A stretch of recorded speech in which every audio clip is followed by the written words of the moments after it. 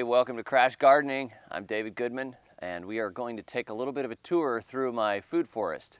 It's November of 2014, and we're going to see what's happened since the last video I posted. Let's go. We are going to wander through. I've got about 50 to 100 fruit trees. I've kind of lost count because I started sticking in stuff from seed and throwing in trees whenever I found them, so I've kind of lost count of what's in here. This is a grapefruit tree. At least according to the tag on the pot when I bought it. This grapefruit tree makes some really nice tangerines. So, cool, huh? Let's wander. It looks like a weedy mess because it kind of is a weedy mess, but it's growing into an ecosystem as I go. Seedling peach tree, Mexican tree spinach, edible green. This is cassava. Over here to my left, there is a root beer plant, which makes the same compound that's in sassafras, so you can actually make root beer out of it. Not related at all. That's Piper aratum, which is a cousin of black pepper. Another Mexican tree spinach. We've eaten a lot off of these. I've also sold a lot of cuttings at Florida Survival Gardening. This is an edible leaf hibiscus, which is very nice. We're testing them for cold hardiness. This is Aboleshmos manahat, and if it comes back from the ground this next spring, I'll be very happy. We shall see. What I did with the food forest is basically kind of figure out where some of my trees are going to be, and then made the paths and the islands around the trees and let a lot of the weeds grow to bring in the pollinators and bring in the wildlife. There is a little apple tree right here off to my left. That one's been in there about 2 years. Apples don't really like it here all that much. That's a queen palm that I got for next to nothing, so I stuck it in there to see what happens. In between, we've got our Mexican sunflowers, which act as a mulch plant. This is a ginger. This is shampoo ginger, which you can use for your hands and for your hair. Makes a nice gel when the pod, actually the flower comes out of the ground. It's all full of a gel that you can use. This is a magnolia tree that we just left alone, and it's a pretty tree, so it acts as a little part of the canopy here. Banana we dug out of a foreclosure.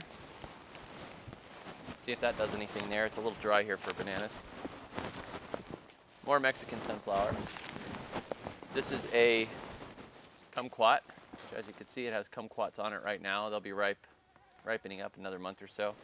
In between, I've stuck some moringa cuttings. Moringa is a really good tree we'll have to talk about in the future at some point. But it's a good chop and drop tree. It's also very healthy for you. More cassava. Another moringa. Fig. This is a young fig tree. It should be producing better next year. I've let some sumacs come up. There was an oak over here that we cut down, and it's come back from the ground, and then I take bits and pieces and throw it around the other plants for mulch. This is a pear tree, which has been here now for 3 years. It's starting to look good. Probably get pears on it this next year. This is Candlestick Cassia. I'm not exactly sure what it's useful for. It's disputed as a nitrogen fixer, so I don't know if it's good or not, but we do cut it down and use it for mulch, plus they have some pretty blooms. Redbud and a locust tree. Okay, this is a honey locust, which makes pods that have an edible, gooey, sugary fruit type substance inside of them. These two are fighting it out. I planted this tree a couple of years ago. It just disappeared. Couldn't find it.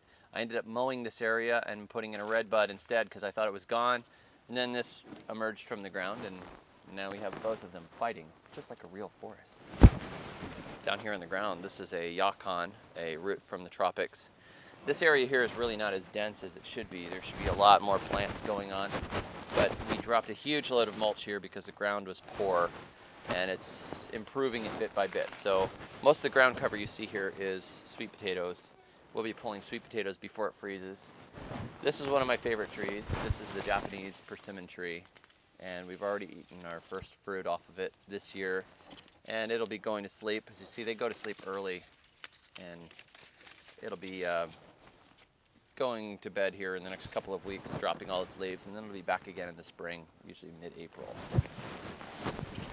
Over here, this is a dwarf mulberry. I have these dwarf mulberries in my nursery. They're actually a mulberry that gets only about 6 foot tall, and you can keep them trimmed at 3 or 4 foot. So they're very easy to pick. It's also an ever-bearing type. It'll have a lot of fruit in the spring at this size. These here are what's left of Jerusalem artichokes. I haven't had much luck with Jerusalem artichokes here in Florida. They tend to rot in the ground over the hot summers, but this thing should be about ready to pull the roots on, which maybe we'll do a video on that too. Good root crop, at least further north. This is a banana. I planted one banana tree here in the spring. It's called Thai Black. Supposedly an ornamental variety, but we're going to see if the fruit has any edibility to it. It grows very, very fast. It was only this big when I put it in, and it's gone straight for the sky, and it doesn't seem to mind the fact that we don't really water it all that much. It just takes care of itself. Some of these plants are here for the pollinators. I like to put some flowers in here and there to bring in the good guys. Little apple tree. That's a little apple tree. This was sold to me as a gummy berry, a nitrogen-fixing edible shrub. So it's actually useful both for making nitrogen, plus it's got edible berries. The thing is it looks like an autumn olive to me. It doesn't look like the other gummy berries I have, so maybe an autumn olive, which is okay. Autumn olive also has edible fruit, so I don't really care. It can go either way. As we come around this side here, see more Mexican sunflowers. These guys are just here for mulch, and they're here beside a citrus tree, which you can barely see because these things are getting too tall. You can cut them over and over and over again through the year. They act as a fertilizer and a mulch. They're very good at pulling up phosphorus from the soil and other micronutrients with their root systems, which is a little harder for the trees to do. So we let the perennial sunflowers, Tithonia diversifolia, do the work of pulling up the nutrients from the soil, and then we feed it to the fruit trees. So over the course of the year, I've dropped a lot of mulch there around that tree, and it seems to appreciate it. It's growing. Here we have a pomegranate.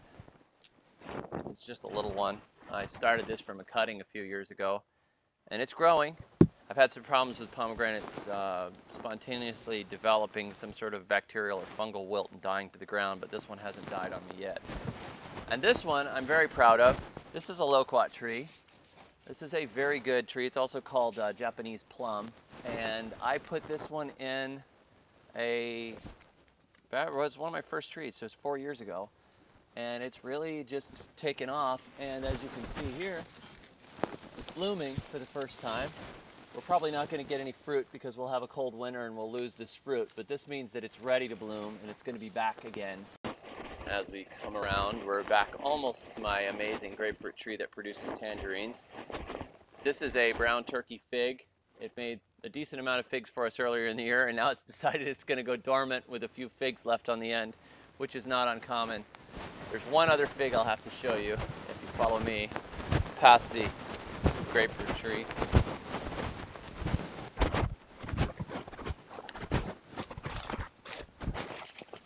This fig here, that's actually ready.